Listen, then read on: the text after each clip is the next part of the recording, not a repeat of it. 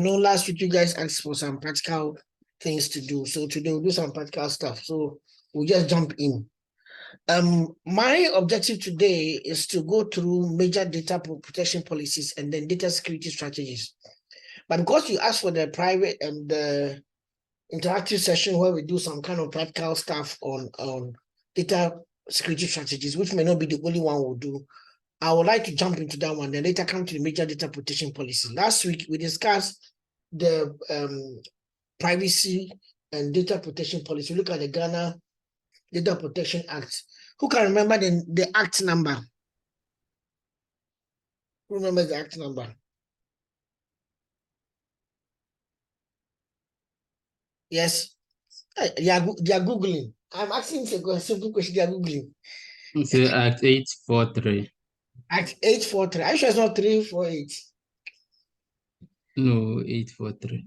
843. Good. 843. Okay. And when was it enacted? 2012. 2012. Okay, Nadia. Okay, Nadia, hand us up. Okay, and which is the commission that looks after it? The Data Protection Commission. Data Protection Commission. Who is the head of the Data Protection Commission? That's why we didn't talk about it. Who is the head? It's headed by what type of title? The Commissioner. Commissioner General. Commissioner General. Okay. Okay, and who oversees? Is there a board that oversees the commission? Yes, there's a board. Can you mention does the president have a nominee on the board? Yes or no?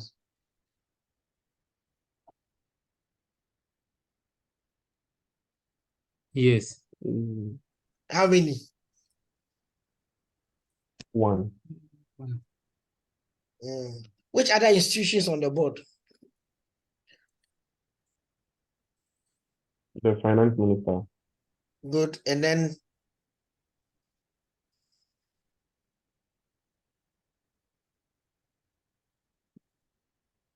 Secretary Shraj. Shraj. And then there's one more. Bank of Ghana commissioner. Ministry of Communication. Good. And digitalization. Okay. Thank you very much. At least you're up to it. Okay, so we will come back to some of the other ones from other countries later. So let us start with the the data security strategies. So we'll look at how do I secure my data. That will be the discussion I want to start with for about 1.5 hours. Then we just spend 30 minutes or less on the other one. Today I'll try and close early for members. I know I usually use all my 3 hours, but today I'll try and use 2 hours so that people can rest. I know this getting to the end of the Now the book is arriving, and I'm now negotiating on the price for a good price for the students. I know that I'm being told that Amazon will be selling it around $25 to $30 minimum, and that's too high for the students. If you ship it into the country, it may end up becoming like 250 Ghana and that stuff. And I want you guys to let me know how well I wish I could give it everybody free because the class is not small. So let's think about it. Maybe I'll give it everybody free, and anybody who wants to contribute something can contribute. I think that's what I'm feeling now. Is that okay? Yes, thank you so much for your shout. Ghana. God bless you. Yes.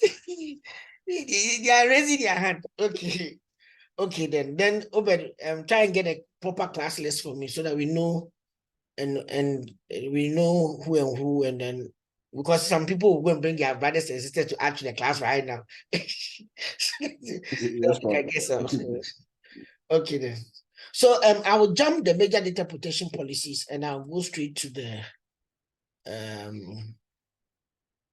data security strategies so that we can have some interesting things to want to do today.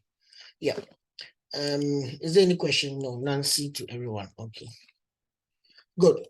So we have discussed data security for some time now, and I remember we talked about the dimensions of it, the principles being confidentiality, integrity, and availability. But today, who can give me his own definition of data security from all the things he has been hearing, even in this class and in other classes? What do you think is data security? I'm not trying to say that Gab come with a perfect definition, but what do you think is data security in a few words? Without saying it's securing your data. That one I can say it myself.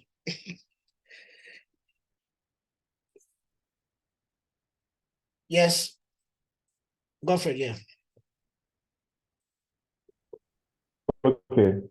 So I think from my own definition, say data security are measures taken to protect your digital information from unauthorized access, changes, theft, exposures, and anything that renders the data insecure. Okay. But you focus on digital. I don't know why, because even in you, when you're registering people in Hubtel, sometimes there may be some paper-based forms. So why do you say that? Why do you usually digital? When sometimes paper is part of it. I think everything is moving to the digital age, although I think what you're saying is right. It encompasses physical data as well, like paper forms of data. So I think I need to add that to the definition instead of it only being digital. Okay. Okay. Now, now one more question, and maybe somebody else can answer. Since you started this class, what has changed in your perception about how you see data in your office or in your life when you go online? I just want some two testimonies. So let me see. Since I come to class, what has changed? If that has changed, don't worry. We are still in the class. We are not yet finished. I want somebody who has had some epiphany. Yeah. An epiphany or something like that. Yeah. Liz. Yeah, Liz. Asante.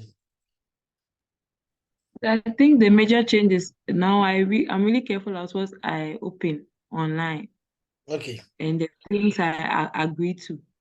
Now Okay. I read before I actually click agree or accept. Okay, that's good. That's true. I remember we talked about that. We'll be doing web security later. Oba, remind me. I know I don't have it, but today when I was coming to class just right now, I realized that the web is something that everybody should have some functionality on how to keep yourself secure on the web alone, just the web. So today I'll talk about a lot of different strategies, but I think I want to have a whole session on the web because the web goes beyond what I'll talk about today. Okay. Yes. One more person.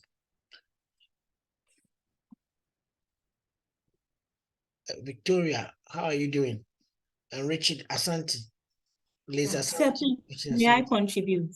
Yes, please, you can go ahead. Okay, so I think for me, I'm getting elated about the fact that very soon I'll be able to convert data into meaningful information that can be communicated graphically and also to make meaning at the top hierarchies of management, really. Okay. Okay. Thank you. That's very true. But one thing I've learned from the data class is that the data itself has to also be appropriate to fit what the management will need. Remember, we talked about appropriateness. I talked about something called the CATA model: complete, accuracy, reliability, timeliness, and what appropriateness. If you give some data to an accountant, you tell you that it is not, you can't do anything with it. But that same data, if you give it to an architect, the architect will be very happy. So the data has to be appropriate. So whatever you're going to communicate visually, or tell a story true. Tell a story true. Visual means you have to make sure that you use the appropriate visual tools to meet the type of target audience that you have. I remember the first session of Dr. Erica Fodazi's class. He mentioned that, and then we also mentioned the appropriateness in our when we're talking about data quality and other dimensions of data itself. Okay, good. So it's good that you have this recap, sorry. But what I'm going to do is look at some examples of some of the strategies that can help us form I said form, it's supposed to be form, sorry. It's supposed to be form. I'm going to use some type of data strategies that I have learned over time, and others that I've also gained from some data security experts that I have worked with in the past. So I'm hoping that I'm hoping that by the time we finish the session, you'd have gained an understanding of some of the common techniques that others use. Okay. The first one is what we call access control. Access control. Now, what is access control? So access control refers to the fact that we are giving somebody an opportunity to use a system, or even if it's a building, to get inside the building. So there can be role-based access control, mandatory access control, and discretionary access control. Now, when we talk about role-based access control, you're talking about giving a person access based on the person's role. For instance, an HR employee might have access to a personal records, while the salesperson may not. So your function in the organization, your role in the organization, determines what type of access you should have.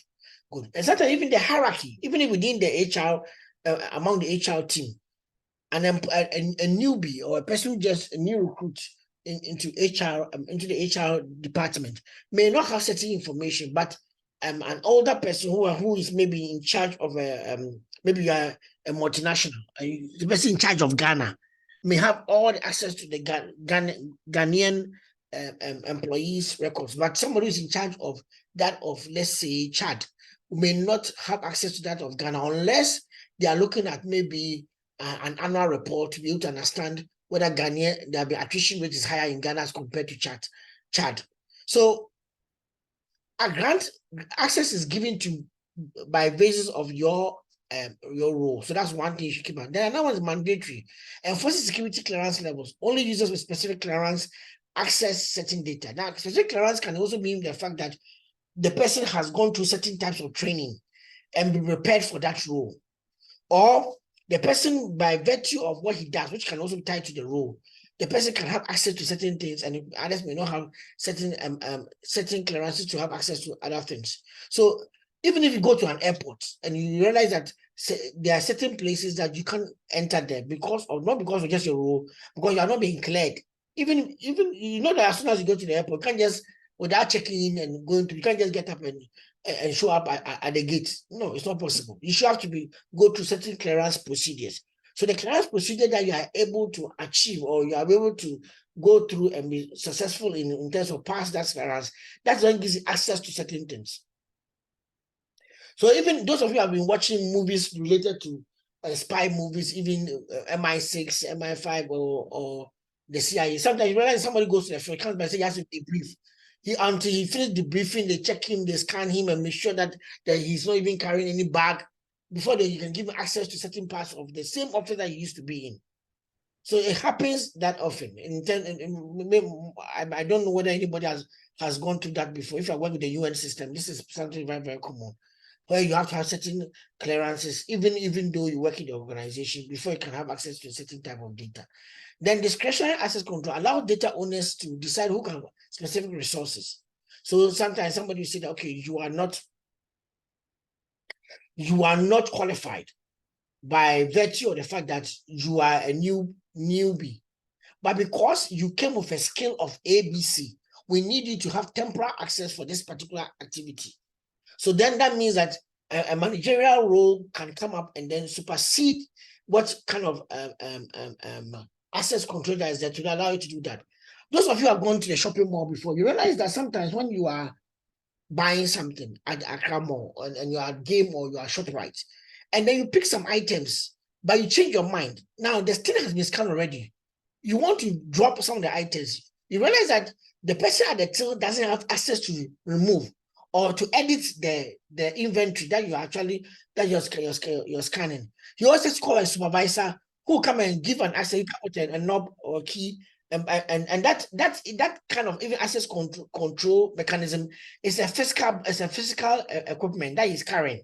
He has to press it on another knob, and then he'll be able to enter into the part of the computer and enter a password, override that control so that you can edit and then start all over again, or remove certain things from the items. So sometimes when it happens that way, you realize that the tellers are not very happy at all. It's like you are going to cause traffic, because now they have to edit it, you have to find somebody, and if you're not able to find any senior personnel on the shopping floor, they will have to wait till the person comes.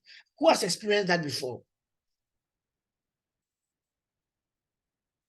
Hey, all of you shop at Medina Market and then Accra. You don't go to Jennifer. Yes, I know Jennifer. Jennifer, your name sounds like somebody who shops at Marina Mall. So tell me.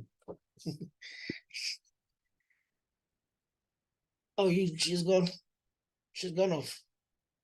Okay, Bintu, haven't you experienced that before?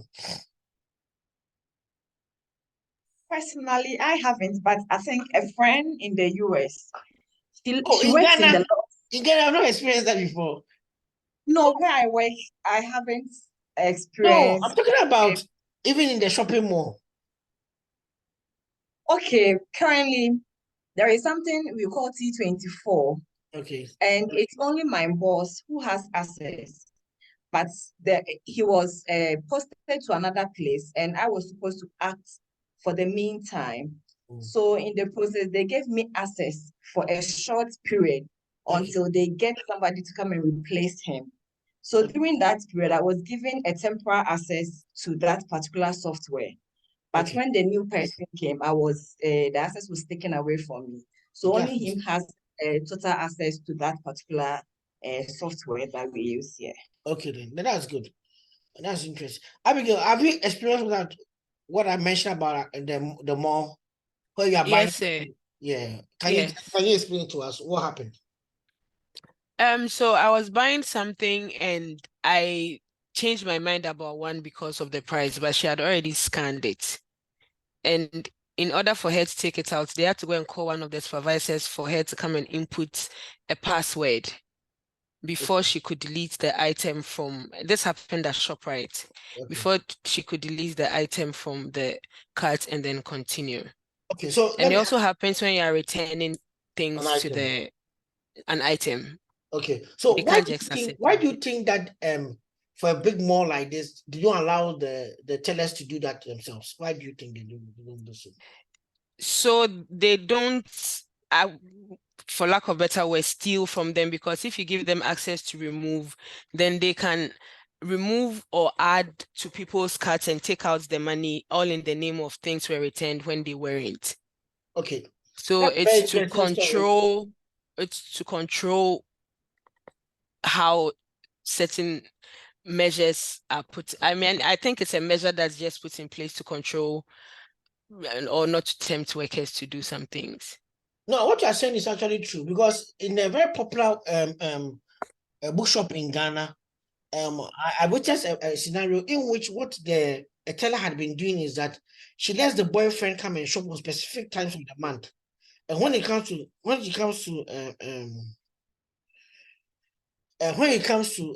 shop, then she will edit it, and the guy will take the things free. So it's like the things have been taken out from them, and then you pay maybe, instead of paying 300 Ghana cedis, you end up paying maybe 50 Ghana cedis. But the things have been put in the bag, in the bag, and it's taken away.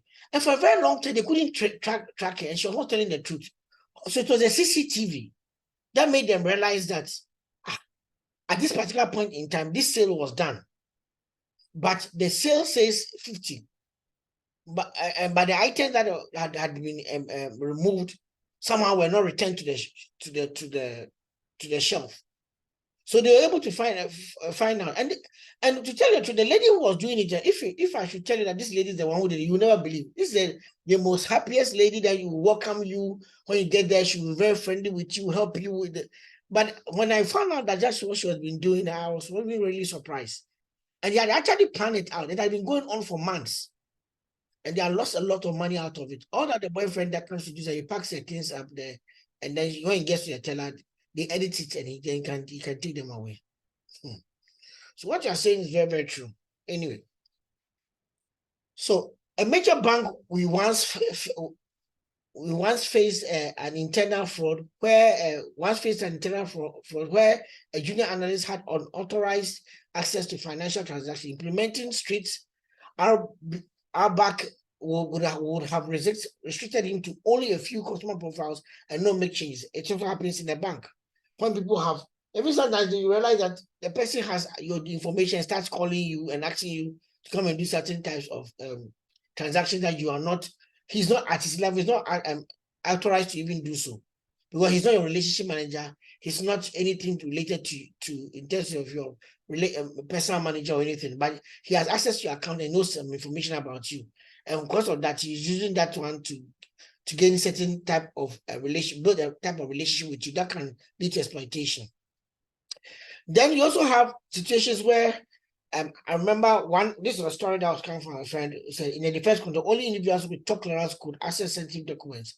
However, a project manager with the discretionary access privileges mistakenly granted access to a new recruit, leading to a minor breach. This is what I was telling you, that sometimes some of the managers can allow new recruits to get certain access, and when they get access, they end up they may end up abusing the access because they don't even understand the responsibility that has been given to them.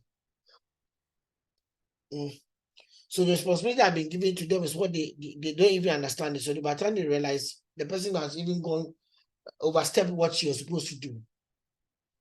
Okay. Then we also have network security. So that's access control. That's network security. And network security means that we need to protect the data as it's being transmitted. I mentioned some of these things last week, that I myself had opportunity of using a particular software to listen in on a network to be able to know who and who was using which type of software or opening which type of video on the network. So network security is very important, protecting the data as it's being transmitted across or accessed from the network system.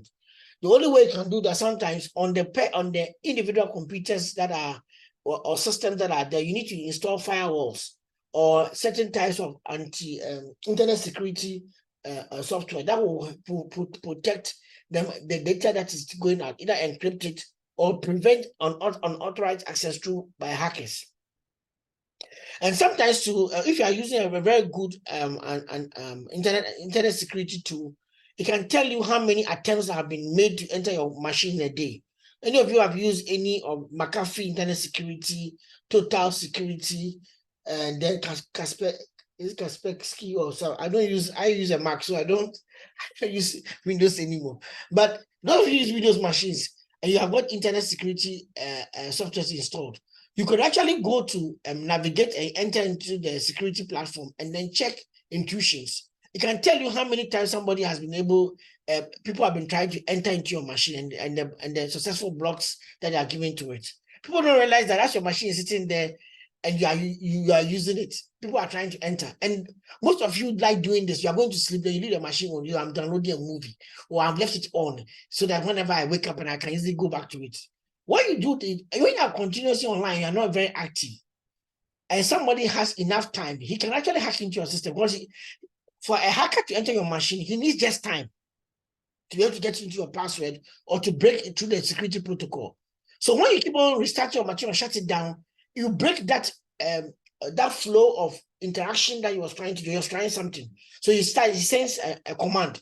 The command, let me just give you a password, breaking into a password, for example. You are using a 5-digit password. The person doesn't even know. So he has a password software that is guessing over 1 million passwords and throwing it to the system. So it's throwing and it's going very, very fast. Within about a minute, they have maybe gone through about 200 of them. So it's just going through and it's trying all of them to be able to. So if you shut down the machine, you have stopped that software from running, that system from running and being able to enter running that particular script on your machine. So it will just cut it off. But if you leave it on, and the person is running through 1 million passwords, by 3 days' time, you will enter your computer because you have enough time to guess all the passwords. So please, when you are not using it, shut it down. And those of you think that, oh, I'll put it to sleep. What you don't realize that sometimes you realize that you put your machine to maybe a sleep mode, but you come back and say updates installed. And you actually ask, so why is it sleeping? It was still downloading updates. Yes, so far as it's connected to the internet, it's still downloading updates. Depending on the kind of protocols you have set on your machine, it means that it was still talking to the internet. And if somebody wanted to hack, he could have hacked. So I'm pleading with you that as of now, from now that you have come to this class, be very careful of how you use these platforms and how you allow you leave your, even those of you who said, oh, I've signed in and I've stored my sign-in details in my browser. Then you don't shut down the browser. So you leave the browser on. And your session, what we mean by session is that the time you entered into Facebook, you have left it on. Now, one of the good things about some of the new systems is that after some time, if you are not active, it will log you out. so that a new session can be started. But some of them just keep you, maybe I've selected that keep me logged on until I log off myself. Now, when you do that, it means that the system is connected to you and your password is connected. And as soon as you leave the computer, your Facebook is still active. So if somebody is trying to hack into your Facebook, the person can have time because you are still active online. What I'm just trying to say is that if you're not using, especially with browser, I'm not talking about the apps on your phone, the browsers especially, if you're not using them, close the browser and make sure you know you have closed the browser. You are going to quit, go to the about and just shut it down so that the browser is off. Not that you have minimized the browser. If you're not using it, shut it off. When you shut it off, you are cutting off the session. So anytime it's like you have closed the door. So if you want to come in again, you have to open the door. But if you leave the door a little bit ajar, that means that you have actually, when you say you have just minimized it, whatever it is, air can still, if I leave my door ajar, air can still flow into the room. But if I shut the door and I close the door, that means that I've shut off access and entry, and somebody needs to officially open or knock before I can enter.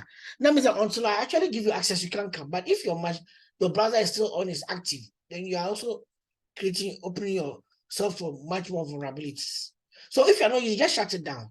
I mean, one thing that my wife does is that if she logs off, she'll go there and say log out and make sure you log out. Some people don't log off, they just leave everything on and they shut it down.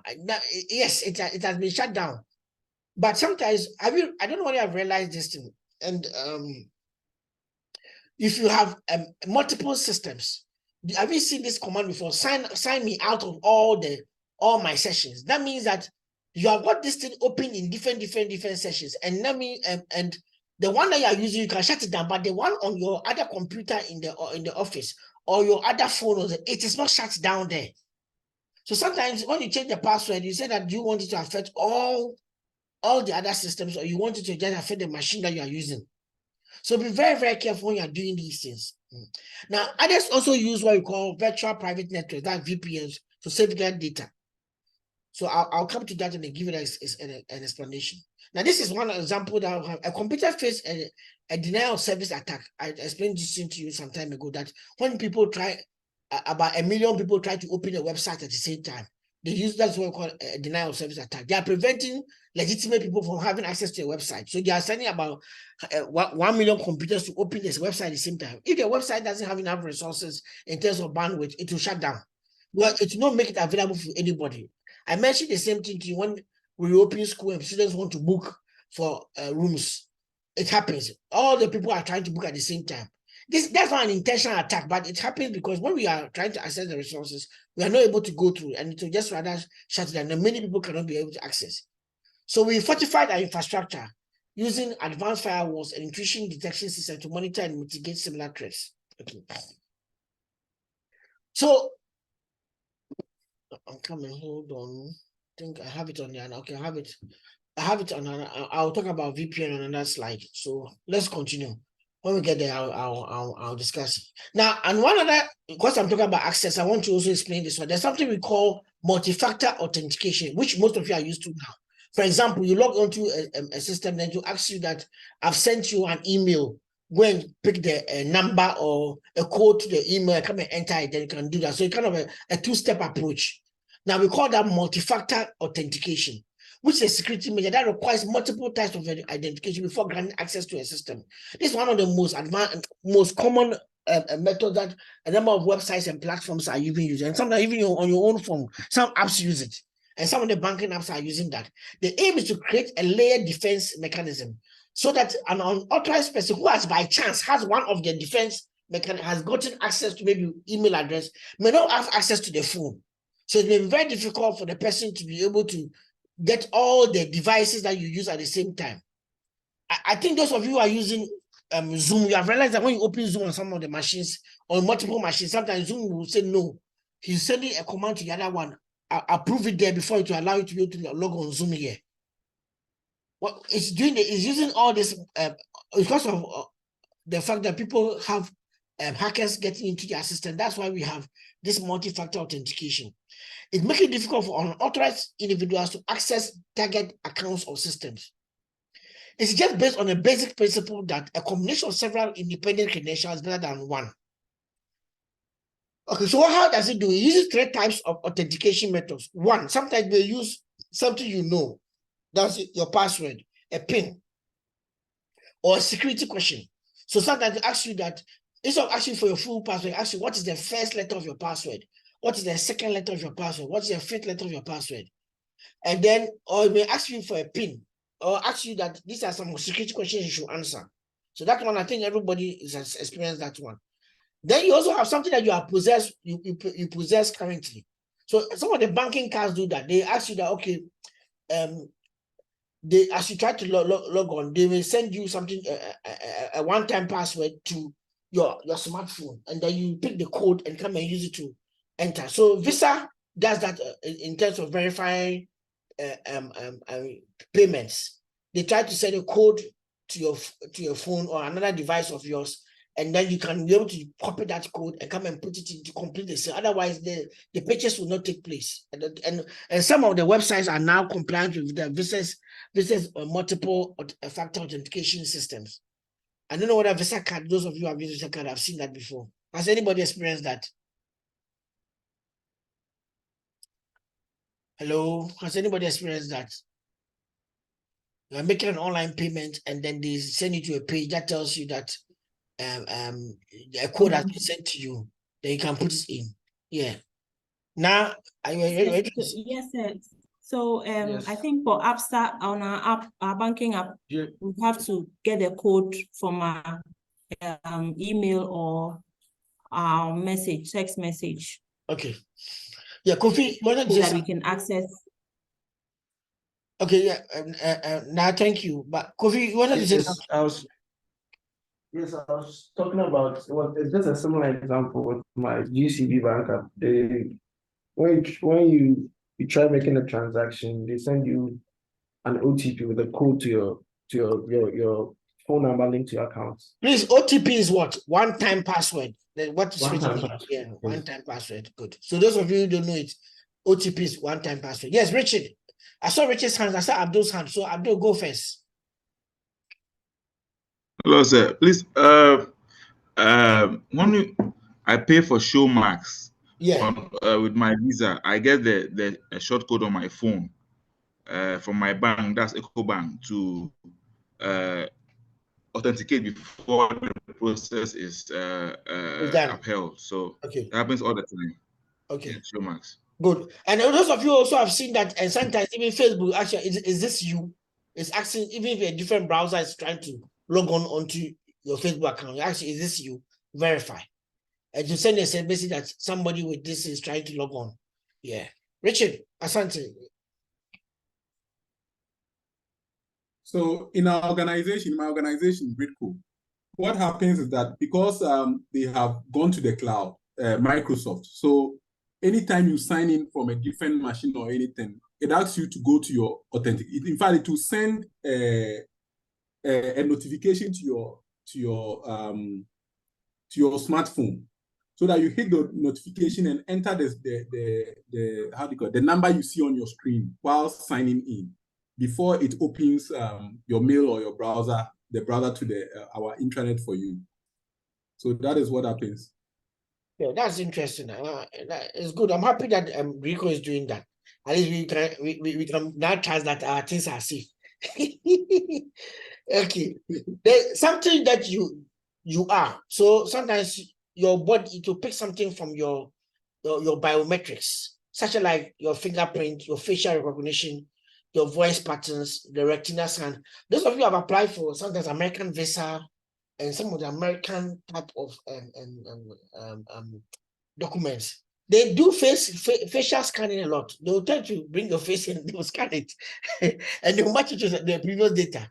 And those of you who have gone to the airports too, you've seen that one is also being used. Your biometrics are picked, and then they use that one to authenticate you. Okay. So we have got something that you are, something that you have, or something that you know. The challenge is that some institutions are combined two of them. So a password will come first, then they will ask you that they'll do something that you possess, so that you can be able to get access to, you have to get access to it. That means they'll send you something to your email address or send something, a security token to your phone for you to be able to respond. But then when they want you to physically be able to show that you are the person standing there, then they can add there something you are. Something that you are, so that they can then become facial. So those of you who have been registering SIM cards, they have now added something you are. That's the fingerprints, and they have even made it into an app. But the app is, I think the app is available. I saw MTN using the app, but is it available to normal users, consumers? What I saw is that they use it to scan. No, sir. Okay, so it's only for, okay. So they do their fingerprints a lot. Okay. So in online banking, when accessing online bank account, in addition to your password, something you know, you may be required to something that you have. So I say combine the two, as I said. Then you also have sometimes in some work environment, an employee might swipe a security badge, something they have to enter a building, then enter a PIN, something they know to access a secure computer system. So the two are used. Then if it's a high security area, then like you have been seeing the James Bond films, then you have to add something that you are. And I think some of you realize how much Tom Cruise will go and get a fingerprint and then come and carry the fingerprint and travel all the way to another country to go and use that fingerprint to hack into a system. Those of you who have watched that, any of those type of espionage movies, you understand what I'm talking about. Sometimes they even have to get, even the old time, they used to be, those, do you remember this movie? The Head of Medusa. That one was something that you have. You are. They did the head of the Medusa itself to you to get access. So anyway, that's the GTV one. You guys watched that one before. I think most of you were not, some of you were born, others were not born. Yeah, I saw your hand up. I don't know who signed it. The hand came and it went away. Okay. It was mine. Yeah. So I'm asking, with something that you are, is it not secured enough? It's secure enough, but there's something that you are. If the person gets your fingerprint and doesn't know your badge, your PIN number, which is in your head, then he will fail. Do you understand what I'm trying to say? So a combination is better than just using one. Do you realize that even in the movies, you see that when they are going to steal from a bank, when they get there, they have been able to break physically into the place. They still need two keys. One key is with a manager, another key is with somebody else. And sometimes you don't even know who the person is with. So the one person doesn't always have the key. Multiple authentication. So that to get the two of you, I think some of the movies, they can even go to the manager's house, take the children of the manager, and then scare him up that he should bring his key. Knowing that maybe the teller, after the teller, they show the gun or you release the key. But the manager is the last call. So he may not want to give his key out. Then they will have to threaten him and all kinds of stuff. Even that, when they finish, there's something they also need another code, which may be you need something that you are. Then they need your face or your eye or something like that to be able to scan before you can enter into where they're safe. I don't know whether I've seen what I'm talking about. Yes, sir. So secure work environments, an employee might swipe the security badge, then enter a PIN. But if it is a high security area, may need a fingerprint scanner. Okay, then cloud service. Some of the platforms that you use, like Google Drive, Dropbox, might request a password first. That's something to know. Then ask for a verification code from your Google Authenticator or Authy, or even sometimes they may send something to your phone to let you know, or the same app on your phone to be able to Zoom does that to be able to check whether you are the same person, allowing the other person to be able to log on, or you allowing your own self to log on a different device. So something that you are, something that you have, and something that you know. Those are the three ways we do multiple authentication. Just keep that in mind when you're in the office. So then smartphone security. Modern smartphones require a combination of a passcode and a facial recognition or a fingerprint scan. I think the iPhone does that. It's not all the phones that does the fingerprint. But iPhone also does that well with the facial one. So for example, if I leave my phone for some time and the lock comes on, what I have to do is that I have to show my face, and as soon as it sees me, it can unlock it, and I can have access to it. So that one is something that what? Is it not something that you are? Yes, something that you are. Okay.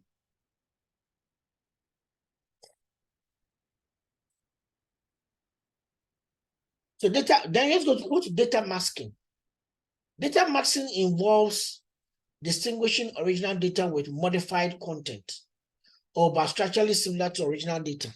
So what then we do is that we have data that is there already, but because we want to try and prevent others from identifying the data to be able to use it for what unintended uses, we have to protect that data. But we also want to make the data, part of the data also available for others to be able to use. So the part that is sensitive has to be hidden. And the part that is not so sensitive has to be made available for some type of analysis. So that is the kind of a bargain that we need to have. And it can happen in many systems that we have. So while developing an e-commerce feature, our developers needed real-time data, but not the real-time information. So they wanted to know what people are buying, but not who is buying it. So if it's who's buying, maybe gender may be okay, but not necessarily that Richard Boateng with this index number, with this account number, this and with this credit card number. They don't want that. They just want to know the pattern. So Ghanaians are buying what? Those are the kind of statistics they want from there. So you have to know that you can share that part with the developer, but not to make the identifiable, personal identifiable information available. That's the PII. The one that can personally identify the individual, you don't make that one available. So let's look at an example. Now, this is an example of data maxing. We have data coming from on students on people's records. And we have people coming from, male and female coming from different parts of Ghana. So the north, and then you have got the east. You got male and female, ages are there, the grades they got are there. But you see that their names have been masked. Their phone number, sometimes we mask the first set and leave the last four. We mask the beginning, and sometimes we mask all of them. Okay. So we could use different ways of masking here. But let me say something. Even though I have done some masking here, can you learn something from the above data? What can you learn about the above data? Just anything that you can learn from the above data here.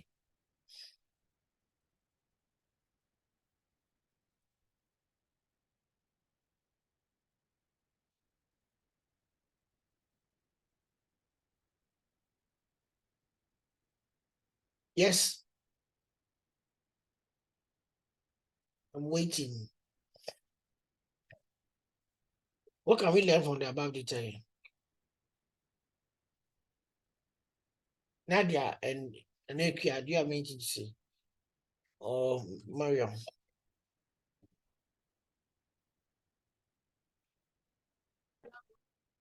Elizabeth, yeah. Elizabeth, go ahead. I think for the phone numbers, they were not completely marked. I believe so that those that are familiar with the data can still identify or can place the data to the actual people. I understand what you're saying. But apart from, but even though we didn't do that, can you is the data that is on marks still valuable? That's what I'm trying to ask. Can it give any information?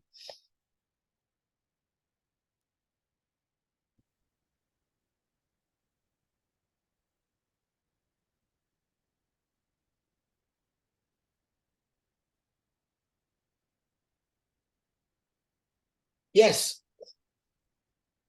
Richard.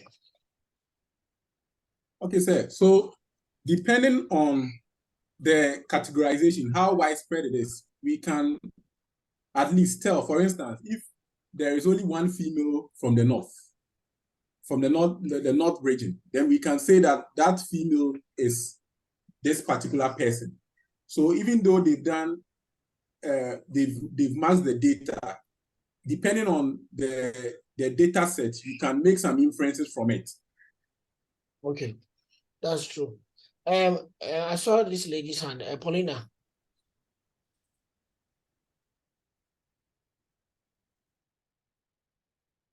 Yes, I was about saying you can see the number of characters. I was looking at the masked one, like the phone number, and I noticed that the names too, the characters are the same. The number of characters are the same. Okay, then that's interesting. But all of you are looking at only the max part, but the unmaxed data too is relevant. I just wanted to see whether you can tell me anything about the unmaxed data. Anyway, let's go ahead. Hello, Prof. Yes. Please, I wanted to talk about the age range. Yeah. I could see that all of them, their age range is below 30 years. Okay. And possibly, yes, in the range of 20 and 30. This is the age range. So even if you take nothing per se, if it's a female, we know that we have this number of females and we know that they will be in this particular age range. Okay, you're right. I see someone's hand up. Hello, Prof. Yeah. Yeah, so the last data set, the fourth one, so we could see that it has been really maxed. So if there is a term for that, it has been really maxed. So you're unable to identify the name of the person and the number. So from the others, you can be able to identify the person via the last number, the last digits, the ones in front and the middle one. But with the last one, you're unable to identify the particular person which the data would relate to. So I would say the last data set, it's really maxed, for which you're unable to identify the person that data belongs to. Thank you very much. Thank you. Oh, you have spoken already. Okay, now let's continue. So the first thing I would say is that we need to understand the purpose of masking. The primary goal of masking is to protect the actual data, while maintaining the data's authenticity and usability. So we're not altering the data, we are protecting the data. This allows the data to be used for testing, analysis, and development without exposing sensitive information. So how do we protect the data without altering it? So that's one thing that you have to keep in mind. The next one is to look at the consistent structure. Even though the actual data is obscured or altered, the structure of the mask data remains the same. For example, the phone number column still looks like the phone numbers, even though the individual digits are placed with XXS. So I think somebody said that already. So kudos to the person who said that. The name column retains the general character count, but maxes with X. So somebody also said that. So thank you. You actually see that those one is a name field. You also see that it's a phone field because the number is still there. I know you know that the number goes there. Okay. The selective masking, that's what you are talking about. You said partial. Not all data needs to be maxed. Decision on what to mask often depends on sensitivity of the information. In this data set, the gender, age, and grade and region are not maxed, suggesting they might be deemed less sensitive or revealing than names and phone numbers. Do you understand it? Class, do you understand this argument? Yes, sir. Okay, let's continue. Variable masking techniques. Different fields have different masking techniques. The name column is entirely maxed. You mentioned it right now. I think, who was it? Is it Richard or somebody mentioned it? Yeah, it was someone. Good. Someone, you actually, it seems like you were on my slide really ahead. The name column is entirely maxed, protecting the identity. So that's correct. The phone number column has a mix of visible and masked numbers. This partial masking can help users understand the format and the type of data without revealing the content. Do you understand what I'm trying to say? So sometimes you still want the people to be able to know the type of data that goes there. So realize that sometimes on the form, they'll tell you that enter your phone number like this way. They'll even give you the way you should write the phone number. Have you seen that before?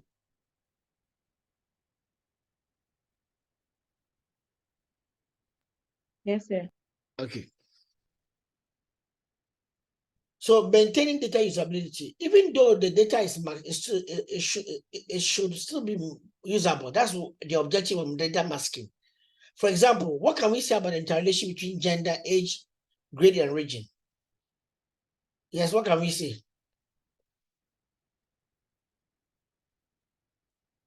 Are females doing better than or a female coming from the north doing better than males coming from. There's some interrelationships happening here. Who can look at some of the? You are the ones learning visualizations and stuff. So what can you draw from this analysis? The gender, the age, grade, and region combinations. Hello, Prof. Yeah, from what I'm saying, it seems in general the females are doing better than the males, but when we take like per region, the females are doing better in the north. Likewise, the females are doing better in the in the east. That's well received. Good. Thank you very much. Okay. Was that Elizabeth? Or Elizabeth, your hand is now coming up. So my hand is now coming up. Okay, then go ahead. Okay, so we can see a relationship between the age, the grade, and the region. So those from the north are doing much better than those from the east with the A and B plus. And also those that are doing better are also quite young as compared to those that got the C and the D. That is 2022 compared with 26-28. Okay, you're right. I saw Nas hand up. I also saw Kofi's hand up.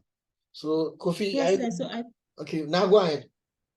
Please, I think the younger students are performing better than the older students. If you look at the age of the people who had A and B plus 20 and 22. Okay, thank you very much. Hold on, I want to say something to you. Depending on who you are communicating with, the way you said is the first thing you have to say. Then you give an example with a statistic, with an instance. So you have to abstract and tell us something like this. Per what you are seeing, the younger ones are getting this than the older ones, or like the other lady said, females are doing better than male. But when you come to the northern regions, this and that. So whenever you are looking at the tables, always be able to abstract before you go to the detail. Use the detail to give an illustration. But then you have to tell us what is happening in the general sense of the data. Then you use the illustrations to come from the illustrations that will come from the individual instances. Do you understand what I'm trying to say? Yes, please. Okay, so always keep that in mind. I like the way you have to put in there. Okay, so let's look at the protection against direct and indirect identifiers. Direct identifiers like names and phone numbers are clearly marked here, so keep that in mind. So sometimes your data, you need to be able to know which of them needs direct identifiers. Whatever, as soon as they are there, we will identify Kwame or we identify that he's Ajwa. So we have to find a way of masking that one totally. The indirect identifiers might include a combination of less sensitive data, like I have to combine age, gender, and region. Those ones are still visible. Indirect identifiers can sometimes be combined to deduce a person's identity, but we will not be able to clearly know the person unless we have more data. I don't know whether you understand. It's essential to consider that whether visible data can be combined with other data to identify individuals. So, in my experience, when I was working in Uganda, one thing that we were trying to do was that we were doing a project with MTN, and MTN was doing a project and I was analyzing it. They were working with a number of people concerning what we call reproductive health. They were using a mobile app called I forgot to Text to Me or something like that. And the Text to Me was designed by another company. The idea by Text to Me was that we wanted to be able to know whether the type of requests people make concerning sexually transmitted diseases. So we would like to, and then those who want to come and do a test. So we had Mary Stopes and then other companies involved. Now, to be able to keep the information sensitive, keep the sensitive information secure, MTN could see the phone numbers that were coming in and doing the requests, but they couldn't be able to tell from their database. We masked the information about what they are requesting for, and then what tests they are carrying out for them. Then we on the other side could see that this is a number of MTN people who have come are asking for maybe antiretroviral drugs, or they are coming to the center for a test, or something like that. But we couldn't tell the name of the person who is coming for the test or the phone number of the person who comes to the test. So we also could tell that 80 people, all the tests that we have, 80 people have subscribed to it. But we can say that 80 is coming from either Airtel or they're coming from MTN people. That's what we could tell. But MTN could also tell what their customers were asking for. So we all had disparate information and we kept them from each other. When we sit in one room and put them together, we'll be able to identify whether a minister is the one sending the text or this. We never wanted that thing to happen. So we are not supposed to share our data. We all decoupled the data and it was masked. So you can see the information that is coming, but you can't tell who the person is on both sides. And MTN can see who are requesting for information, but they cannot tell what they are requesting for. Please, you understand me? Yes, sir. Okay. So it's essential to consider whether the visible data could be combined with other data to identify individuals. This is very, very important. I've seen a number of hands up and then gone down again. So please let them, those who want to say something or share something from their own office, you can go ahead. Yeah. Now. Yes, sir, please. I was going to say that for our credit and debit cards, there are some portions that have data masked. Okay. I think it's for our security purposes. So just to give an example, so that we have a lot of X's before the last codes. It's true. And even with those ones, you are not supposed to give the person the first 8 digits of your card number. Only the last 4 is when, in case of any transaction, any discussions. Sorry. So even when you call the call center never asks you all of it. They'll ask you that what is the last 4 digits of your card. Whenever you have a call center asking you to read the whole card, think about it carefully. Anyway, Nancy, go ahead. Okay, sir, please, are there specific data markings that we should combine with other data? Because it seems like the gender too in other countries, it can be data marked, because the how do you call it, the gender, some of them don't really want you to know their gender, especially the transgenders and the other ones. So can that want to be data marked? Yes, it can. Remember, the choice of what you want to mask is also dependent on what you are going to use it for, so that you can keep it. You have to think about the sensitivity of the data. If I was in a country that women are being sexualized or discriminated on, I have to be very careful making people know what kind of information the women are requesting for. I will mask the gender part. I'll mask it up. Okay. Okay. Thank you. Yes, no other question. Let's go ahead. So in data masking is more about protecting the sensitive information while still preserving the data's utility for non-sensitive operations. We still have to make the data available for us to do other analysis on it, but we should have to protect people's identity. That's all. Okay, that balance is what's difficult for you as a manager, a data manager or a data scientist in the future. Okay. So let's look at encryption. Okay. Encryption. Who has heard of the word encryption before?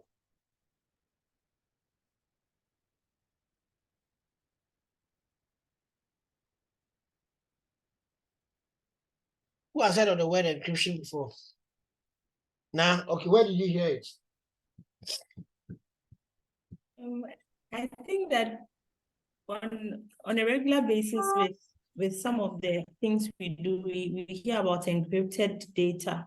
Okay. Which is more like they've been converted into something to secure it. Good. That's all what it means. That's all that I wanted to hear. Converting something to something else so that we can secure it. That's all that encryption is about. For example, Richard, do you have something to say before I go ahead? Okay, go ahead. That's it. Yeah. Now look at the sentence that's below there. I've converted from plain text into another format using a random encryption command. So what do you see? Can you be able to tell what is there, or can you see any word there?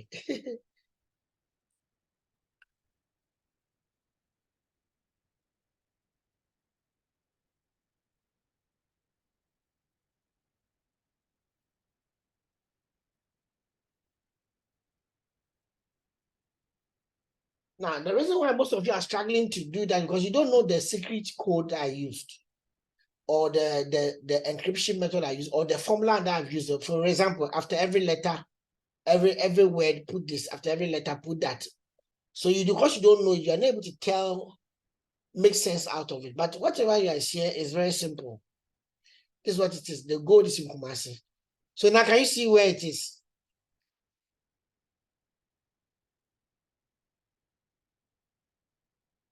Yes, please. Okay. Somebody said that, Prof, where is your is an in? I can see the in, but I can't see the is. So sometimes another set of words can represent something else. Yes, somebody's hand is not Richard.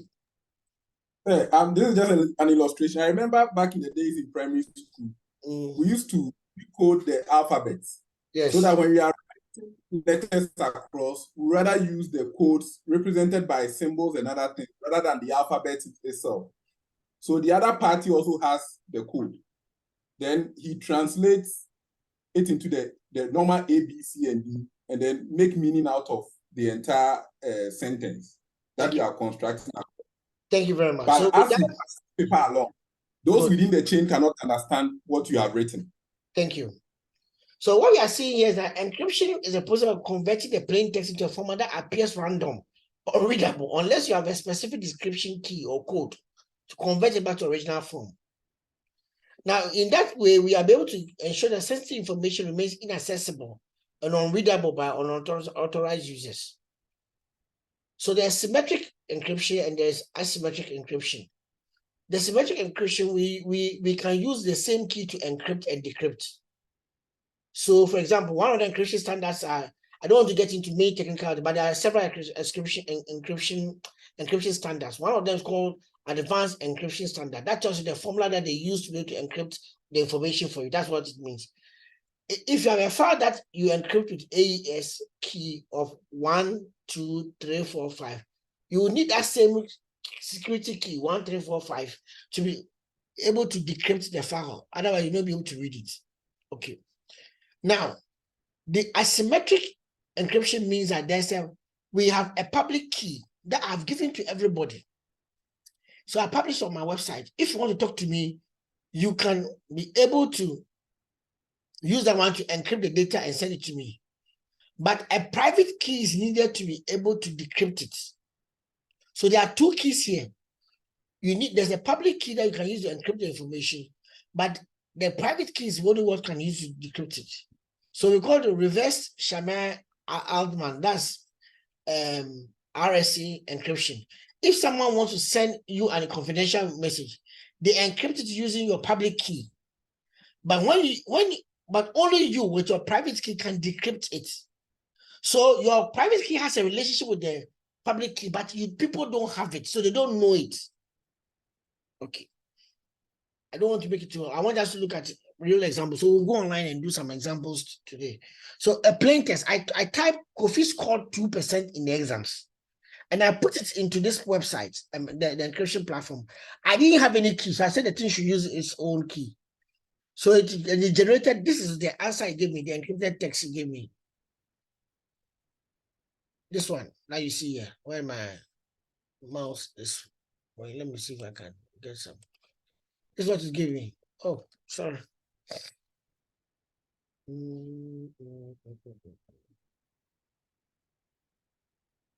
Yeah, this is what it gave me. This long thing is what it gave me. But when I added an encryption key, a secret key, Ghana must go, the whole thing turned to this message. The one you see here. So the first one without my encryption key was this one. But the second one is this one with the encryption key. Now let's go online and see what some of the things. So I'll stop my sharing and we'll go online right now. Robert, are you learning something? Yeah, yes, Prof. Okay. Good. Okay.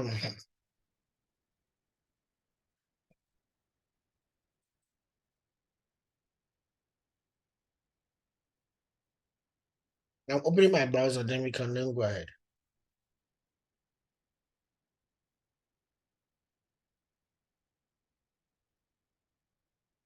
Okay. So where's my Zoom? Let me share my screen.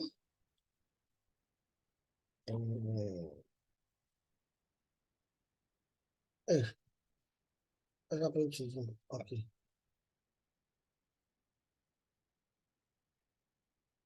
Okay, so this is the site I just sent to you too. And I don't know whether you can see. Okay, encrypt and decrypt online. So we want to encrypt something. Who wants to give me something to encrypt? Give me a sentence or something, a word or something.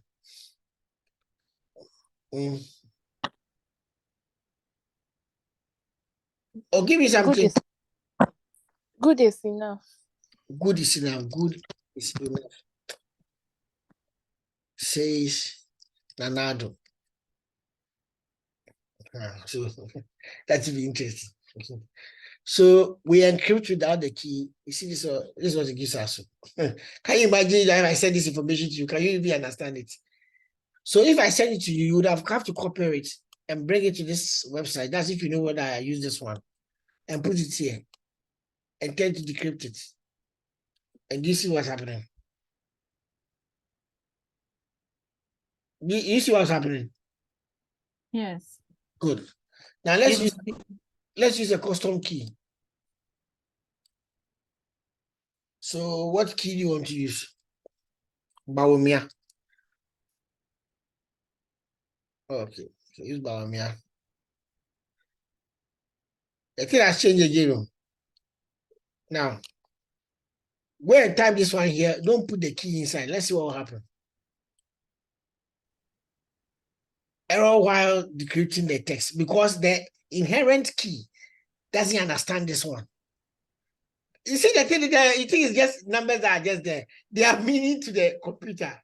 So it doesn't understand it. Unless we put in, let's say, instead of putting Bawumia, let's just put something else.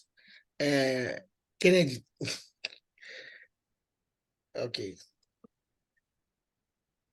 Error while decrypting the text. Still, let's do Bawumia. They don't add the A. Error. Add the A now. Good is enough. Do you see what's happening? Yes, Prof. Yes, sir. Encryption is very, very, very sensitive to what you are doing. So from now on, you can write your whole letter and just come and put it here and copy this and give it to somebody. But your friend knows that you are using this page or you have got the encryption this thing. So a person can come here and come and decrypt it and then he has the info. You can read the letter.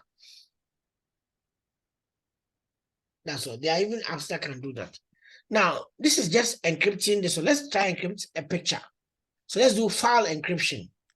So you have got a file. You click on the file encryption part. Okay, so you have got a file. Now, file encryption means I have to choose a file. So I'm going to choose a file and I'll choose a picture file. Now let's see this picture file. These are the picture files I use for my listen. Can you see the picture? Can you see it? Because I'm sharing only my. No. Okay, can you see the picture now? Yes. Good. Yes, sir. So I choose the picture and I say open and it goes here. The picture you can add a key, but I don't choose any key. I say encrypt. So it encrypts and then it turns it into another file. And the file that has turned it into, I can't even be able to, let me find somewhere. Good. So let me see if I can find a framework for you guys to see. Framework. Yes, where would I find this? Okay, let me choose here, maybe to help me find to tell me the right. So the file I good, it has sent me back to the place. Now the one I did, this is what it's called. So if I say quick look, the computer doesn't understand it. It doesn't have even a file name. Look at the name of the file: NC5QC GC equals to .encr. The computer doesn't understand it. But I copied, I choose that one, I put it back here. I say decrypt it. And to decrypt. You see, that's called number 4 again. The earlier name it had. But because I have number 4 already on my computer, it's doing 4, like, no, the second 4. That's why I just put 1 by it. So let me just put it inside. Okay. Now let me open that file for you to see. The 4.1 like we just did. It's not the same picture. Yes. Thank you. So you can put your file, your documents, and encrypt it and send it to somebody. The person, even in America, the computer even see the encrypted file as a virus. Because you can't understand, you can't see it, you can't understand it. But with the right website and platform, you can decrypt it and then you can be able to understand it well.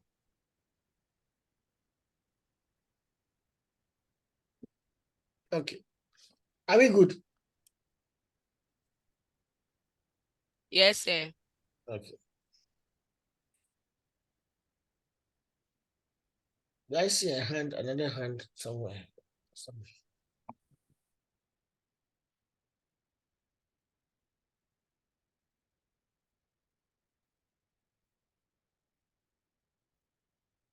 So we went to the free online encryption tool and we learned how to encrypt the information. Please, there's no formula for the secret key. You are the one who chooses what the key you use, and then you to encrypt it by that key. Okay. Now we see encryption when we are evaluating online transaction. You purchase something online, your credit card information is encrypted using protocols like the transport layer security to ensure that hackers can't intercept or read your financial details. Password storage. Good practice for storing user passwords in the database is to store them in encrypted hashes. Even the hacker gains access to the database, he will not be able to see the actual password. That's also very true.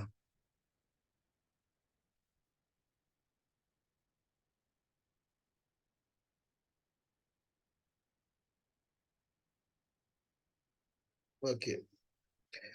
Apps like WhatsApp and Signal encrypt and say encrypt messages end to end. This means that only the sender and the receiver can read the messages, not even the company providing the service. Yeah, please, is that true? And is that really what is happening? Yeah. I think you have to, with WhatsApp, I think you have to enable it, or it's now default already. Do you have to enable it? Okay. You have to enable. I have to enable, okay. Yes, Paulina.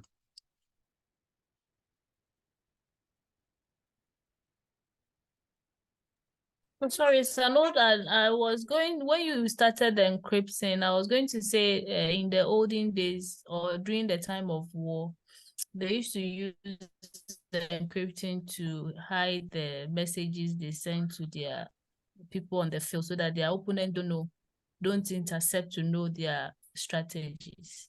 Okay, that's true. Okay. I said link to the website, please. Oh. Okay, I'm coming. It's in the, let me just drop it here, just in case some of you want to try it. I'll put it in the link. Okay. Securing files on the software tools like BitLocker, Windows and File Vault for Mac can encrypt your entire hard drive, ensuring that your computer, if stolen, the team cannot access your personal file without decryption key or password. Very excellent.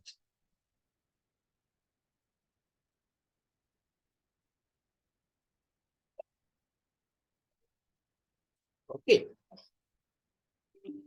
Now let's come to database security. With database security, our objective is to try and prevent people from getting access to the database. So we use a lot of strong passwords as a mechanism, or sometimes encryption. But the password and then regular audits. The password is what is important. So there's a website called strongpasswordgenerator.org. You go there to show you how to be able to create a strong password. So I generated one there, and this is the password he gave me. Very, very difficult to crack. mixture of different username details around whatever I can learn from you. YMU, and I can't remember this because at the end of the day, it's not something I can easily keep in the mind. But Microsoft talks about the fact that when you're creating strong passwords, you have to first of all try and focus on a 12-character long password, or 14 is even better.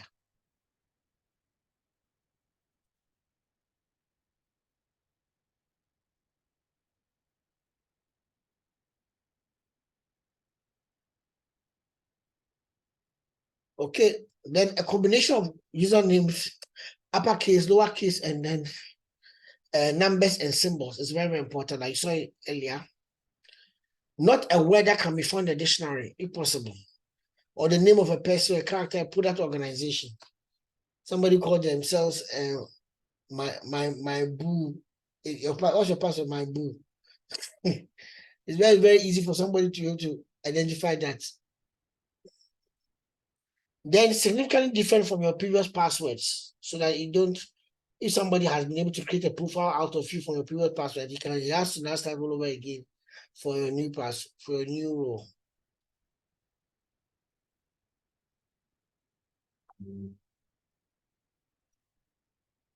Okay. Then something that's easy for you to remember. So sometimes some people use very, very funny phrases like this one. Six monkeys are looking. But he does all the other things. It's more than 12 characters long, or it has got the lower and uppercase.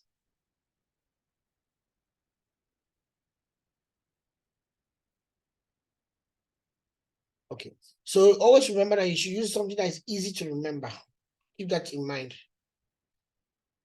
Okay, now let's go again to the next one. That's endpoint security. Endpoint security means that you protect data by securing user devices like computers, mobile phones, and the broader endpoint environment. How people can come in can be through the public networks that people use. So somebody's using a free Wi-Fi. That's how others can be able to get into the computer.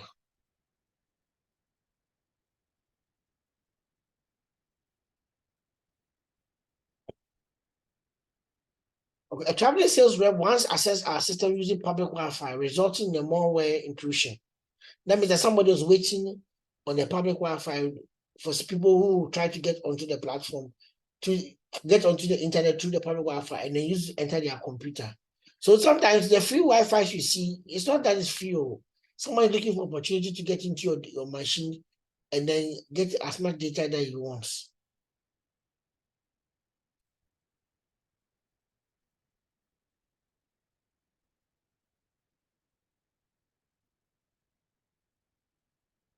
Okay, so let's see. With endpoint security, sometimes people use the virtual private network, and I was going to explain it earlier. Virtual private network is a technology that creates a secure and encrypted connection over a less secure network, such as the internet. VPNs are used to protect the private web traffic from snooping, interference, and censorship. So sometimes some people are able to tell that you are coming from Ghana. So that's how you are connected. And you can see that all the people who are coming from Ghana shouldn't have access to this page. The US website do it a lot. If they don't want you to watch a particular movie or have access to a particular type of content, they can say that as soon as they identify that you are coming from Ghana, they can say that people from this country or geographic region have not yet been reached or are not allowed to access. This is just for US. Now, so with the VPN can let you create an environment in which it looks like you are in the US, but you are in Ghana, so that you can be able to access those content that you want you to access. Now, a VPN encrypts your data, which means that even if someone intercepts your data, they'll be able to read it. So if somebody wants to track who is trying to get into our system, they may not be able to tell, because the person who's using it is using an encrypted system. So if you try to snoop and find out where the browser is coming from, who is the one browsing, all those information you don't get it because it's encrypted. Now, it helps you to also bypass geo restrictions. As I mentioned earlier, some websites may block or restrict you in certain countries that you cannot have access to certain types of information or watch certain type of content. With a VPN, you can appear as if you were browsing from a different location. Okay. Allow you to access content that might be geo-restricted. Okay.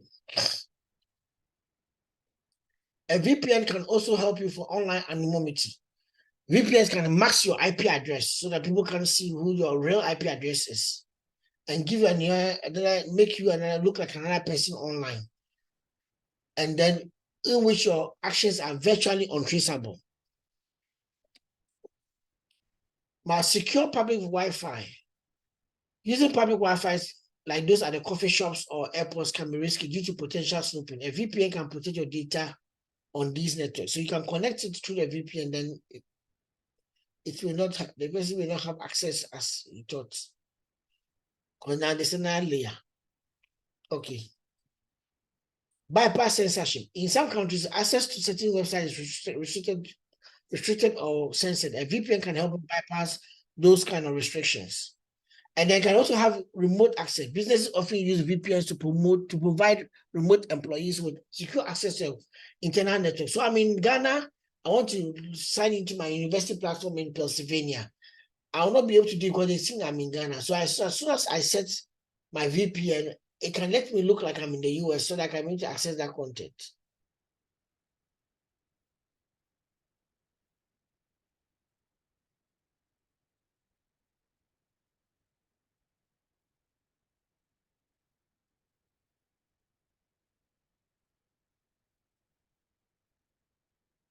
Okay, so, oh, sorry. I was going to show you the VPN one and I went straight in. So let's look at how the VPN works. Now, there's one that I use. Let me share my whole screen. I use what I call the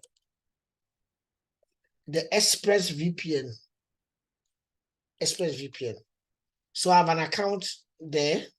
I'm trying to open the page. The Express VPN allows you to create an account. Then they'll give you something to install on your computer. And then when you log on and you connect to your computer, they can let you appear to be coming from somewhere else. Another one they can also do is to let you install something on a router, like on the physical device itself, so that it can let, whenever you connect to the router can let you appear in case, for example, if you're in a house, instead of installing, it's not all the devices that use a website, that use a browser. For example, your TV may not use a browser to connect to the internet, but it may be connected to the internet. So they can use a router in the house. A router is any platform that is able to help share the internet access that you have. So you can use the router means to be able to share the internet that is connected to the VPN throughout the whole house. So, for example, I have this VPN account, and then I'm signed on. So if you look at my VPN app, this is the VPN app that you see here. I've not connected it. I can appear that I am in any country.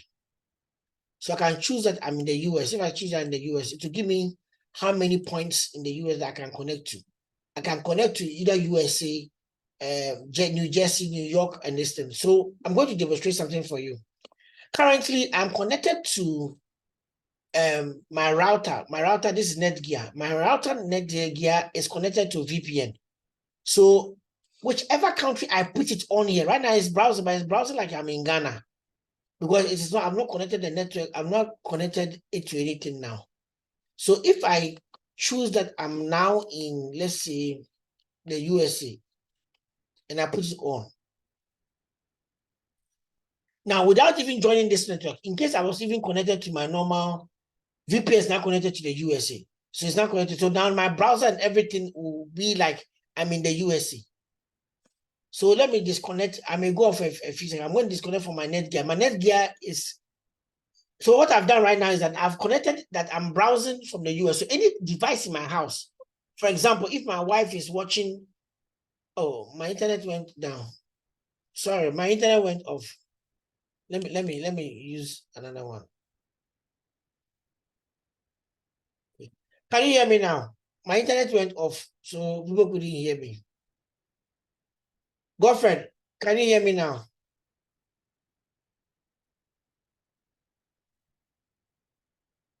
Godfred, can you hear me now? Hello? Hello? Yes, sir. Can you hear me now? Yes, sir. Okay, I think your hand came up. I think when I connected it, I connected to the USA, it actually affected the Zoom, because the Zoom became confused. It thought now the person is in Ghana already. Now the account moved to the USA. So I think it affected you guys. So what has happened is that if I put it on, now my browser will start thinking I'm in the USA. Do you understand what I'm trying to say? Godfrey, your hand is up. No. Godfrey's hand is up. Yes, I would want to ask this question. So once you are connected to the VPN, does it automatically clear your cookies or cache so that, let's say, you are in Ghana, you are browsing through one or two things, but maybe you want to buy something outside for, I don't know whether I get a question. I understand what you're saying. The advice I will give is that you have to shut down the browser and open the browser again. The reason is that if you're not very careful, in case I was watching something on, let's say, Netflix, and I was using my Ghana, I have a Ghana account, it will confuse the Netflix at that time because the person is not supposed to be in there. Your Netflix now be careful.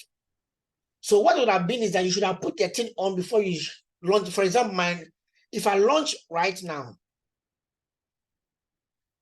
my Zoom could get messed up. I don't know. Can you still hear me? I'm now connected to the USA. I'm now in the USA. But can you hear me? Can you hear me? Hello, can you hear me? Yes, sir, we can hear you. Good. So briefly, I went up because now the Zoom has to now see me as I'm now in the USA. So now that you see me, I'm in the USA, and I'm going to do something. So let's go to Netflix. I'm hoping my Netflix will open if you don't get confused. Because usually, if you do it on a different device, if I use different devices, it works faster than using my own, using one device. So I'm going to Netflix. Now, if it will allow me to log on.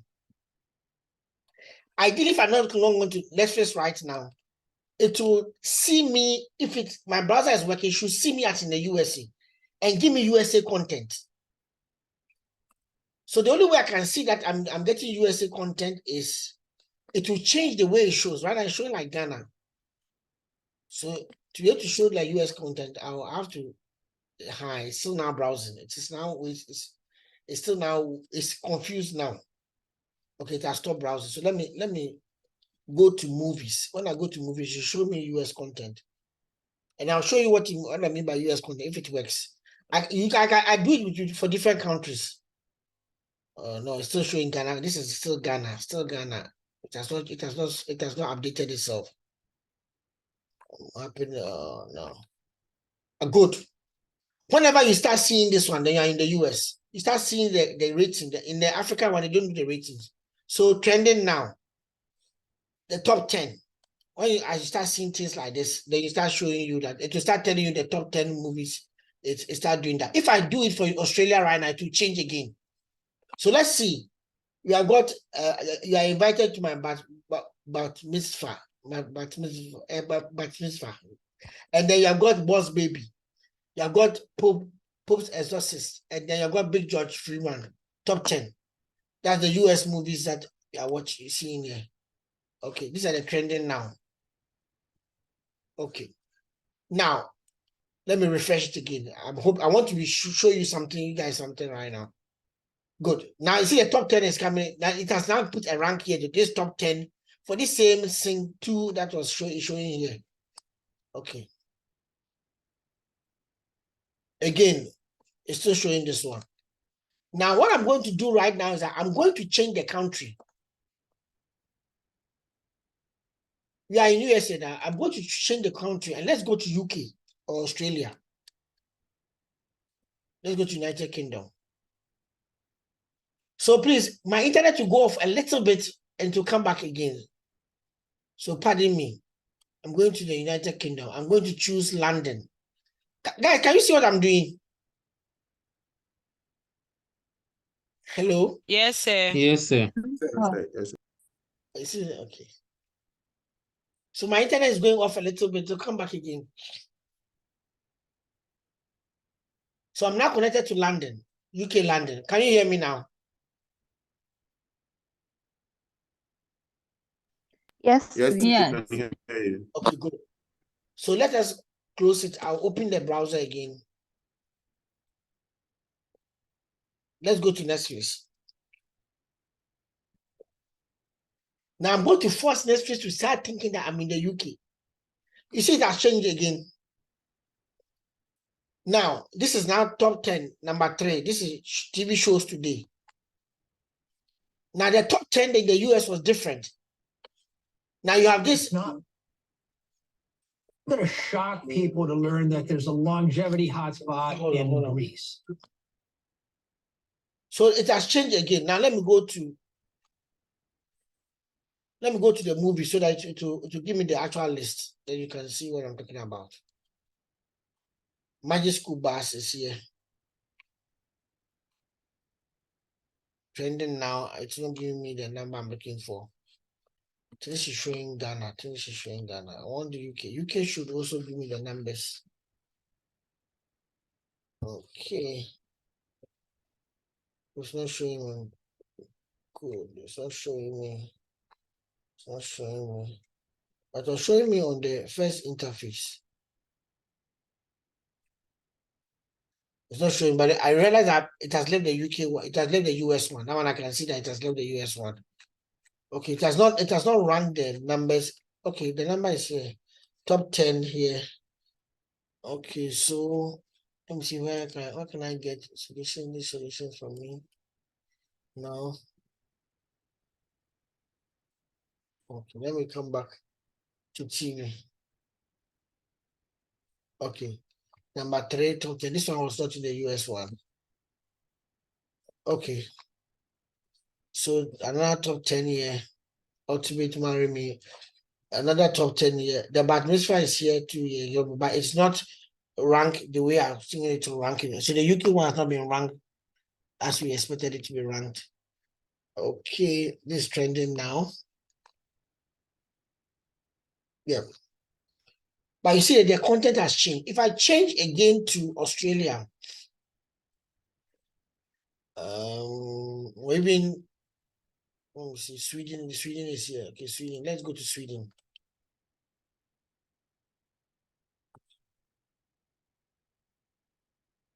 I'm connected to Sweden now. Okay, I'm hoping that there'll be a bigger change for you to see that I'm now in Sweden. Okay, it has changed again. I'm now in Sweden. The picture I see here is different again. What I see here is good. It's different again. Now look at what the new releases. Top 10, top 10, top 10. This movie was not even, this was not showing where I was in Ghana, in the US, and I'm showing here. Okay. They've not done any rankings here. But the top 10, this one is still in the top 10. Okay.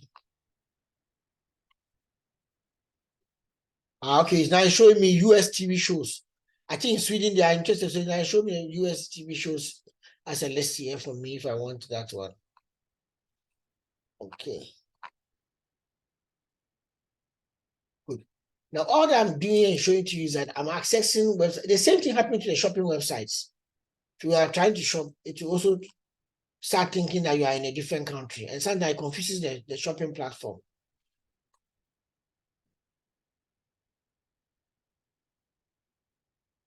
Okay. Yeah. Now there are one platform that one country that when you do these changes is very evident is Germany. So you can do those ones too. Okay. So all I'm doing is that I'm telling my computer that I'm now in this country. So now I can have content from this kind of country. So sometimes people use VPN to be able to kind of hide where they are coming from, or using their content from, or using accessing information from, or even sending information from you to you. They may look at that in a different country. Now let me I'm going to do Amazon. Let me move the .com from there. Let's search Amazon. Then let me go to Google. Good. Now it's showing United Kingdom. Do you see it here? I mean Sweden also. I think it's taken as Europe. So it's showing United Kingdom here. That's what Google is telling me. Google is telling me I'm in United Kingdom. Look at what Amazon has read it very well. Amazon can tell that I'm in Sweden. Deliver to Sweden. Can you see it here? Yes, sir. Good. I didn't do anything. I didn't tell Amazon. I've not entered any address. Amazon is telling me straight away, deliver to Sweden. So Amazon is seeing that I'm in Sweden. Google is thinking that I'm in, I think let me refresh it. Google is thinking that I'm in United Kingdom, which is surprising to me. I thought they would see that. So maybe that the Google United Kingdom interface serves both Sweden, maybe serves the Europe, the English Europe countries, English-speaking European countries. So the United Kingdom. Okay. But Amazon has seen it straight that I'm in Sweden. This is some ways that even hackers can use it. Hackers also use this one to also disturb people.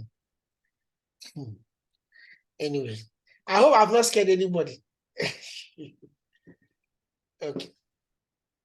So let's go back to our slides. Let's stay in Sweden for some time and let's go back to our slides. Okay.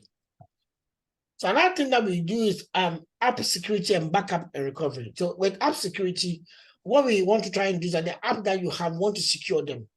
Because sometimes people can hack apps, but the only way you can secure an app is making sure that the app itself encrypts your login information, and that people cannot have access to it. And then if the app has updates, you also update it. If you don't update it, people can use a backdoor. That means that it has not been updated. Use a backdoor that others know about the vulnerability and use it to be able to enter into your device, or even sometimes people they're able to hack TVs and they use it to control other devices in the house.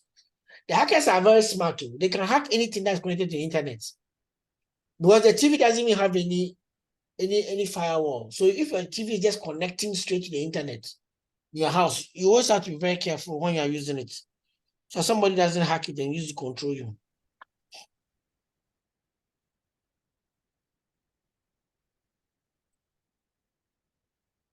Okay. Then the other issue is backup and recovery. One of the most important ways, and even MTN does it for you, Channel tells you is backing up your phone data for you, your phone book for you. What if you want to secure for information? The most important one that you shouldn't forget is backing up, because when you lose the device, it gets stolen. If you are backed up into a cloud or a different device, you can have access to your data and can still use it. When your data gets corrupted or something attacks your machine, ransomware, and then they encrypt your files and they demand payment, because you have got your backup data, you can continue. So backup and recovery is something that you should always keep in mind. Okay. Then we also have what we call data eraser. Now data in data erasure, okay, erasure or eraser. Sometimes people pronounce it differently. But what it means is that we are wiping the data from the machine or from the device that we have. But we are wiping it in such a way that the device itself becomes the hard disk or the device that was having the data becomes inaccessible. Because in the old way of clearing, most of you just delete something from your pen drive or your hard disk or your computer. But the thing is, it's still stored on the computer in some way or something. Even if you have emptied your recycle bin, people don't know. A person using the right software can still be able to retrieve the information from your computer. Because it's fine, it will still be restoring stored somewhere on the device that you have. So there are different softwares for completely erasing and making inaccessible the devices that you have. If you click on this particular link to take to different types of software, I'll come to that, but let me continue teaching. So what do we do? Oh, sorry. I'm going to erase that. So with the data erasing software, what it does is that when you install it, you can use it to clear a whole device, like maybe a pen drive, an external device, and that others cannot be able to have access to the information that's on it. So one of them is called Bleach It or CCleaner. Some of them are available for free. Others you have to maybe pay for it, and others are also not available for some of the platforms that you use. So I've got CCleaner, and then I also got Bleach It, and I mean I know about Bleach It. So then there's also other. There are quite a number of different ones. Shred is also there. Shred It, Eraser, this utility. There are quite a number of different ones. This utility is it's already in Mac, so you can use that one too. And that one can help you to also erase systems, clear machine. Now, some of them, what they do is that, let's look for Bleach It and let's see. Bleach Bit. Okay, I have it here.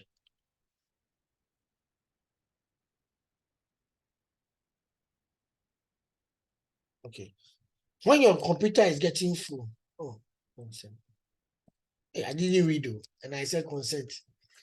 Okay, so you've got features here.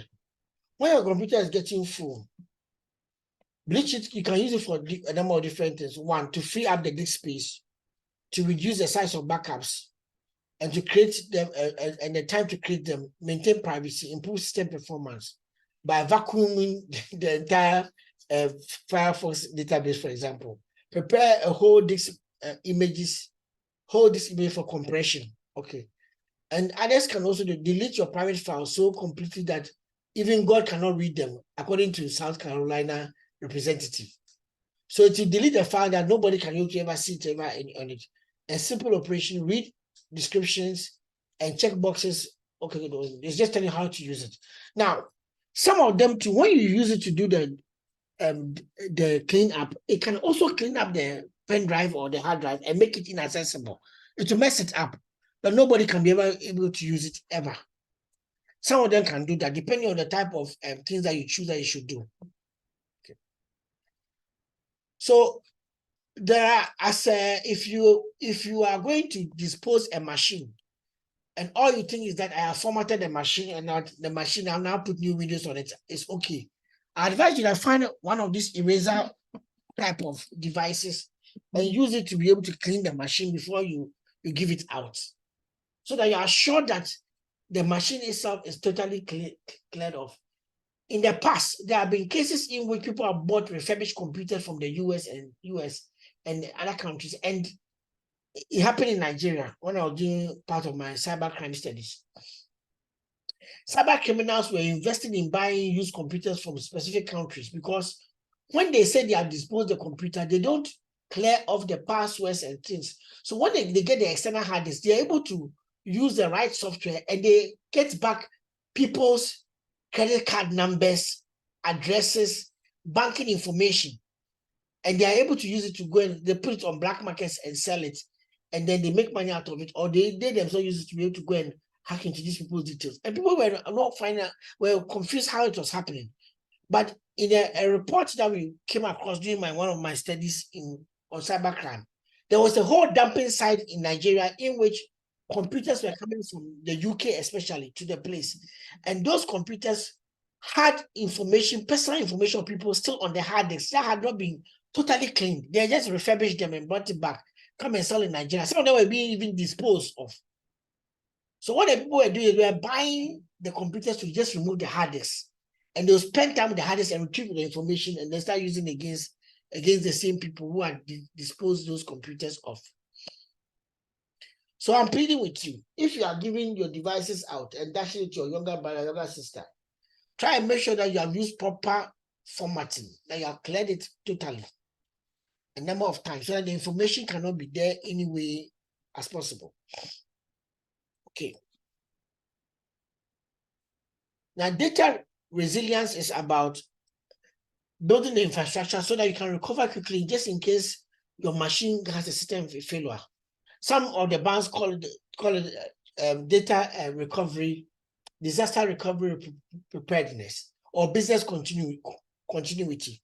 So what they have done is that they have built systems in which that as soon as a system goes down, they can use another system, can come back online, or they can even move a whole unit to another office. I know some of the banks even have two, maybe a business continuity data recovery center. As soon as they are hacked or something, they can move to another place, and a team of people can just be online, put their systems back online within about just a few hours, and they can still be serving their consumers knowing, without their consumers knowing that they are being hacked or they are being breached. Because a new set of systems have been put together and they have been deployed and bought online. Now, so within the data resiliency, what you are doing, your data is backed up or duplicated on multiple systems and at different locations to ensure that if one system fails, the data can be retrieved from another system or location. There was a time that I developed websites for CPP, the political party, UK. And before I did that one, they used to have hackers hacking into their system a lot. So when I developed their website for them, I told them that one of the things you need to prevent hackers from taking over your system is to also have the same instance on the website, occasionally mirrored on different parts of your virtual space or your online platforms. So what we did is that we had 3 versions of the same websites as much as possible, which are almost looking like the same. There is one main one, but the other 2 versions maybe a week in terms of content, maybe a week late than the main one. But what happened is that anytime there was a break, the same had to go down. We could launch the other websites to come up, one of the other websites to come up, and it would be like their content is still there and maybe just only 1 week difference. But it was helping in terms of continuity a lot, because it means that they don't totally lose all their content or all their information that they are having with their engagement, they're having their consumers with their followers in terms of as a particular party. But they could still give them all the information that they needed. Why? Because at the end of the day, there are mirrored versions of the websites on different servers waiting, so that in case one goes down, those other ones can come up. Okay. Now, there are also resiliency means that we are also building standby operational modes that kick into action if the main system becomes unavailable. For example, if one server fails, another can take over its operation seamlessly. To be able to do that, that means that you have to have continuous and constant surveillance of systems to detect failures, potential risks, and enable immediate response. Let me use an example that I witnessed at Fan Milk. It's a little bit a remote example, but it also shows you how continuous surveillance of systems enables you to have continuity. Now Fan Milk has fridges that they keep ice cream in. Now during my PhD, I came across an interesting technology that they had there, that they had put temperature gauges on the fridges, those particular fridges that had the ice cream, so that when that time we're having do so a lot, when the light goes off and and it has not come for some time, even when as soon as it goes off, it will send a text message straight to a particular person who was responsible for monitoring the systems on his phone. And then if it goes off excessively and it's not able to come on, he can be able to instruct somebody to go and put on maybe a standby machine to be able to let the generator come on, or a standby power source to be able to power the ice cream. Otherwise, by the time it comes the next day, all of them would have melted. Which I thought was a very interesting thing, to be able to go around the issue of doing so, but you have built the lights going off that often, or power outages, quite frequent power outages. You have got a system in which you have built that has a way of updating itself or monitoring the temperature levels in a fridge, in particular fridges, so that when they come down and it becomes excessive, you can be able to quickly come there and do something about it. So continuous surveillance of your own systems is a very, very important thing to do. Disaster recovery plans, a structured approach detailing the processes to follow in case of a data breach or loss. This might include details on how to restore systems, communicate with stakeholders, or manage operation during a downtime. Okay.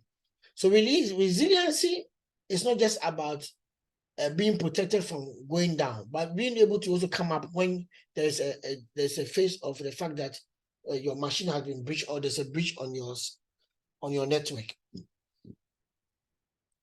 Okay. So in the real life scenario, some of the cloud storage services, such like Amazon's Web Service, that's AWS, and Google Cloud, store multiple copies of your data in different geographical locations. So if a data center in one location faces an outage, your data is still accessible from another location. That's even at the server level. This is what they are doing on our behalf. We who are subscribing to their services. Okay. E-commerce platforms, like imagine shopping online during Black Friday or Cyber Monday. E-commerce platforms use data resiliency by having backup systems in a place to handle the massive traffic and avoid crashes and continuous service. The same thing what I was telling you about University of Ghana in terms of booking for a room. Initially, we used to do it ourselves on our service locally, but we couldn't handle the traffic. So we moved on to the Amazon Web Service, which is a cloud service. But what we also realized with that is that whenever the window opens, those who are in the US are able to book faster than those who are in Ghana. So within a very short time, the thing is full. So as I mentioned in the past, if you have got opportunity to go and do such a thing to book for a room, the advice for you I will give is that let your friend in the US try to book for you. You may book faster than you try to book it from Ghana. Even if you are sitting by the server room. The thing is, even if you are sitting by the fastest internet in Ghana here, the system is already in the US or it's in the cloud. So those who are closer to the system will log on faster than you.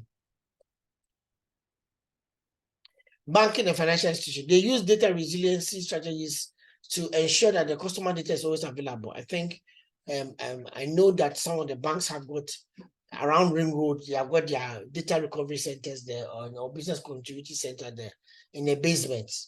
I heard about that, and that they can use it for recovery of their systems at any time. Okay. So that brings us to a summary of the data security strategies. I think time is gone. Next week, I'll look at the data protection, what's the name? The data protection policies that we have not been able to look at. I'll look at it briefly, where we can go on and do whatever we need to do.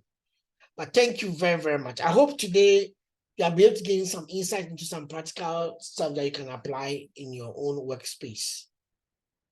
Is that yes. so? Okay. Thank you very much. Is there any question? Nancy, you do well. Thank you. Yeah, always on me that I should examine this. But it's good. You are so busy that if you don't keep us on our feet, we will also forget. Anyway. Yes, there was a question here. I want to ask for the how do I even call it? For the Windows product key activation. Yeah. It's an example of a data encryption or is masking. Which one the key activations? Is it the one that the thing has to go to a server and check whether you are using the right key, or the key that we get, that key that those ABCD that give us? Yes, which one are you talking about? The key they give us? Yes, please. The one that you can use to activate the Windows. In certain forms of characters. So yes, you are saying that is it what masking or what? Is it masking or is it data encryption? I think it's more about and I won't say it's if I say it's encryption, but the number it differs. But it's just I'll say it's data authentication. So what happens is access control and access authentication. So I check it. But now they are being able to pick information from your computer and add it to the code and encrypt it and send it to yourself so that the access when they give you access is unique to your computer. I don't know whether you realize it. And they even say that that code that are given to you can use it only 5 machines. Yes. Good. So it's about access control, but just like they have added more security layer on it, so that when the thing is used 5 times, it cuts off. So it picks information from your computer, other information about you, to also mention that it has been used. Those of you who have been using Apple products, you see that the same thing. If you go into your Apple store and you look at your device, you can see how many of your devices have you given access to your Apple store. Even sometimes some iPhone that you have stopped using some 7 years ago, it will still be listed there. Because it has picked information from that device physically. Usually we call something the machine number. Every device has a particular unique machine number. So to pick the machine number, and then that machine number has been given access to be able to use it. So if you don't want to use it, that machine has to be removed from that accessibility point. The same thing too, that if somebody removes it from the Microsoft authentication end, that the machine here will say that it cannot activate itself anymore. That one happens. So I won't say it is masking. I would say it's more about data access. And but there's some encryption may be taking place because they pick information from you and then send it over the network. Oh, okay.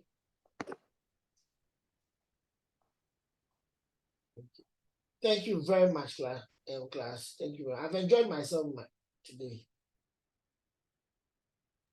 We have to. So we have. Okay. Thank you. Oh, but is there any announcements? If not, let's call it. No, Prof, no announcement, please. Share the slides with them right now. Yes, please.